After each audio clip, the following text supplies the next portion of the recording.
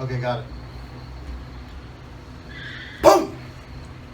What's up, everyone? Marc Lobliner, TigerFitness.com, alongside Doug Miller, Core Nutritionals. And Sean Torbati from High Performance Nutrition, and now Ambrosia Nutraceuticals. the Gains Alliance. Gains Alliance, taking all kinds of stuff, all kinds of subs. We're stacking everything. 3 King Stack. I gotta tell them about the 3 King Stack real quick. It's a half scoop of Fury, Yep. 1 scoop of Ruckus, because Yep. 2 scoop serving, and then a full scoop of P3 with either Vasty or Core Pump thrown in. I gotta say, it's epic. Had some great workouts the past 3 It's days. been You get more attention from ladies too. Oh, it makes your penis grow. Yeah. Speaking of penis growing, Sean's going to read an email from one of our valued customers. That was the greatest segue in the history of segues. Made no sense. All right. But Kenny wants to know, I'm gonna jump when like he's this all the time. calculating his macros, should he take his overall calorie value for the day and go with a 40-40-20 protein, carb, and fat split, or should he do it a different way? So his question is a 40-40-20 the most optimal ratio? His real question is the body a textbook that you can apply percentages to without having any idea of the individual? Yes. That's his real question. And the answer is No. No. All right, next question. yeah. So I think I can speak for all of us. Don't speak We're- for me. Just kidding, I'll let you. Okay, we've done a lot of seminars together, so I know that we are very similar in our approaches to diet training and also trenbolone use. Yeah. Doug likes to go a gram every 3 days. I like to spread it out a little more. I'm more like 300 milligrams. And I'm still on the fence. Yeah, but nonetheless, I believe that there's 2 variables you should know, and that's fat and that's protein, where carbs are the variable that you can manipulate. I like protein to be at 1 gram to 1.5 grams per pound of body weight. I like fat to be, I think we said around 20% of total calories. No less than 20%. Yeah, exactly. 25, I think it's. So if your calories are 2,000, do the math, take 20% of that, which is like 89. Okay, so I'm not good at math.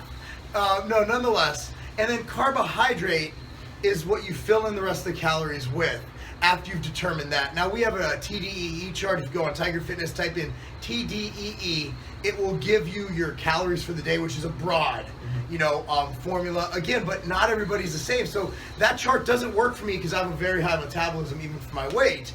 But I don't think that the zone diet, which is, I think, what is that, 40-30-30, I don't think that 40-40-20. I think it depends on the diet. Like, obviously, someone gaining will have a different ratio of carb to protein to fat as someone who's in the deep, dark depths of Yeah, prep. but I mean, I think the 40-40-20 is a good It's very ratio, good. but It's it close, could yeah. put your protein so high. Yeah. Like if you are a hard gainer and your calories need to be extremely high.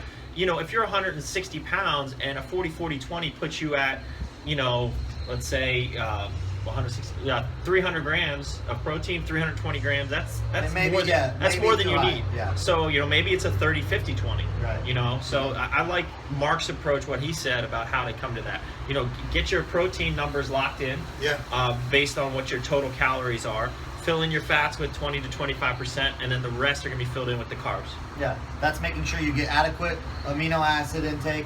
You get the healthy fat you need to maintain your joints, your ligaments, your hair, skin, nails, and your hormonal profile. Yeah. And then you fill in the gap with carbohydrates. It's that simple. So that's the approach we take. Those are the steps we take to set up the diet correctly rather than applying a percentage, because again, it will vary person to person. And I learn every time I'm around these guys, because I've never quite explained it, why the 40-40-20 isn't the best approach for everybody, in that protein would be, for some people, Extremely absurdly high. Right. Yeah, Absurdly if your calorie intake is at, 4,000 calories, if you're an extreme hard gainer, that's a shitload of protein. Yeah. Especially if you're like 160 pounds. Yeah. And at the end of the day, excess protein gets converted to carbs via gluconeogenesis. And carbs are so wonderful. And they're Yeah. Pop-Tarts. And they're cheaper. Yeah, and they're just freaking delicious. Yeah.